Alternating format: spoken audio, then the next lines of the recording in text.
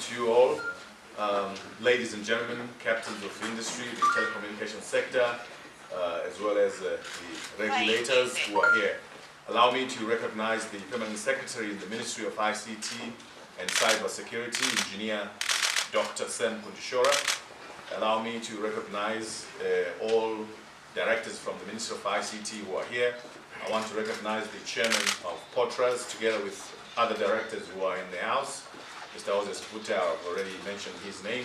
The Director General, Dr. Gift Kalisto Machengete, and all the other staff members of Potraz who are here.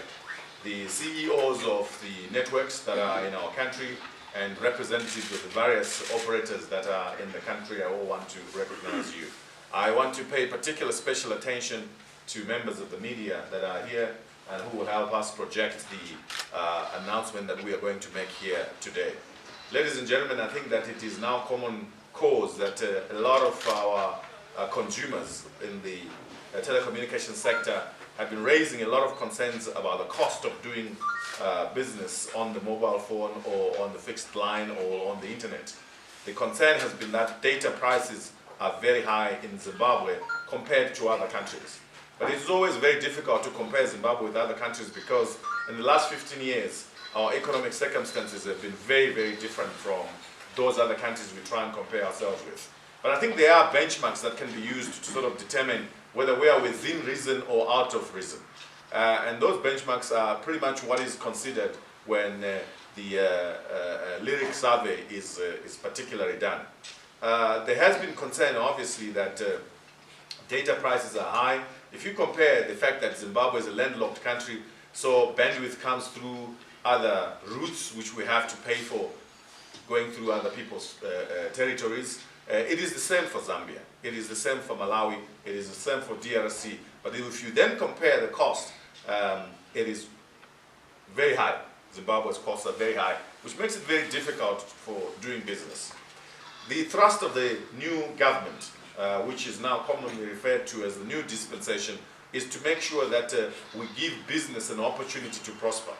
And in order for business to prosper, all the fundamentals that allow for businesses to do well must be in place.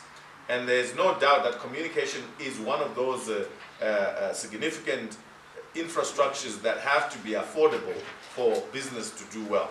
And this has gone beyond the industry to even affect individuals. A lot of our people in Zimbabwe are entrepreneurs in their own individual rights.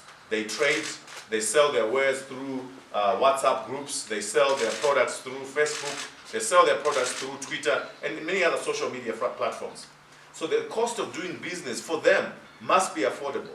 And to be affordable, their biggest cost is data.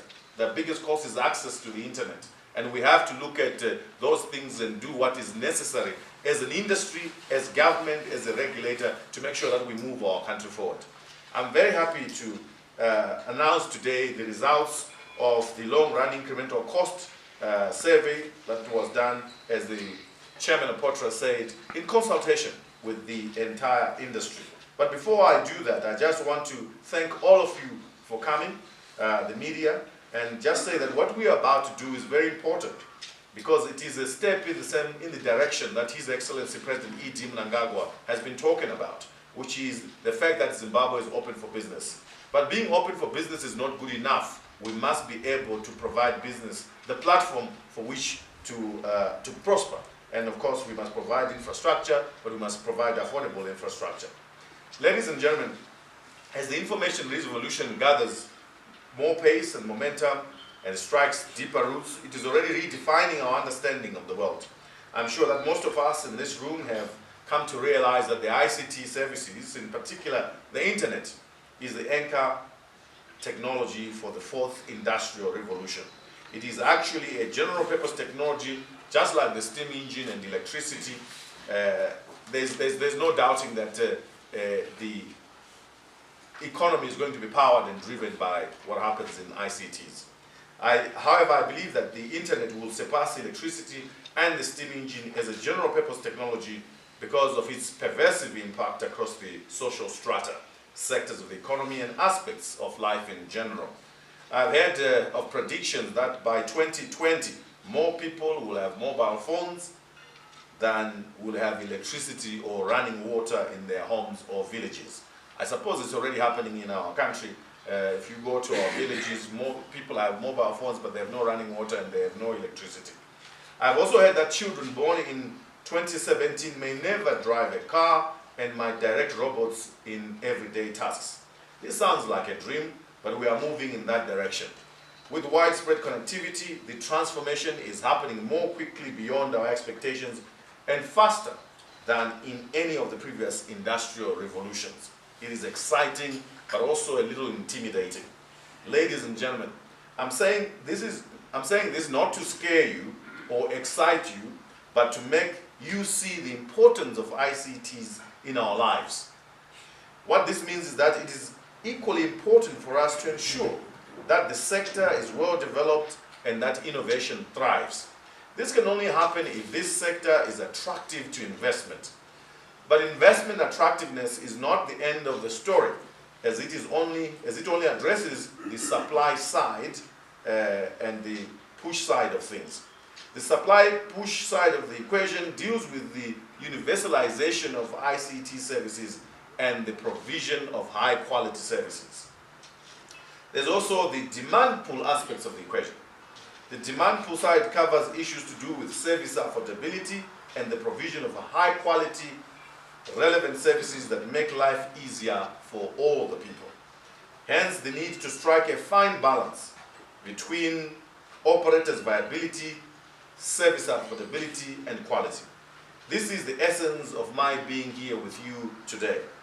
Potraz has already given you the background to the costing exercise for ICT, announced the outcome of the cost studies.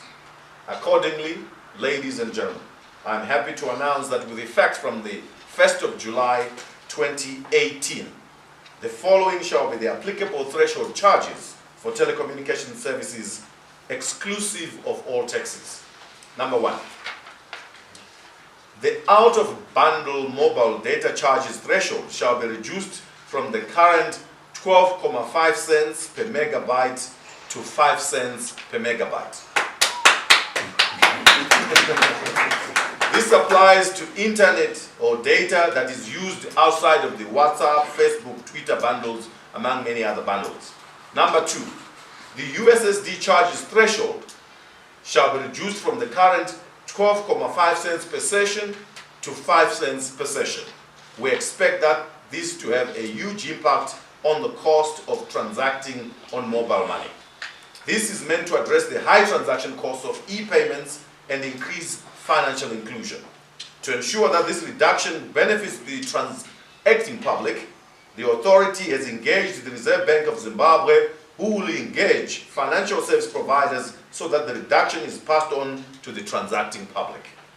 Number three, the national interconnection rate shall be reduced from the current 4 cents per minute to 2 cents per minute. This applies across all interconnecting operators in the country. Number four, the thresholds for mobile, voice, and SMS shall be reviewed in due course. And I think you had me mention the fact that we have to balance between the viability of the operators and also the affordability of the services. But more importantly, speaking as a government minister, we also have to balance the opportunity of a government to collect taxes from the services that are being offered to the subscribers. So we have to maintain a balance. This is why the threshold for mobile, voice, and SMS shall remain at ease, and as more and more consultations are done. Number five, fixed voice charges shall be left to market forces subject to regulatory approval. We obviously expect that there will be competition, but we also don't want destructive competition where operators begin to outdo each other, detrimental to the growth of the sector. So we will allow competition to happen, but within reason, the regulator will always be obviously looking at those costs and making sure that it is not done in a manner that destroys the industry. Number six, and lastly, internet data charges for internet access providers, IAPs, services shall be left to market forces, again subject to regulatory approval.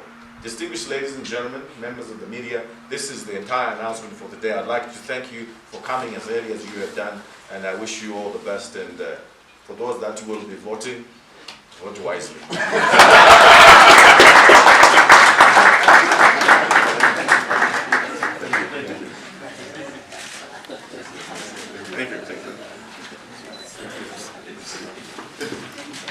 Thank you very much. Maybe another round of applause for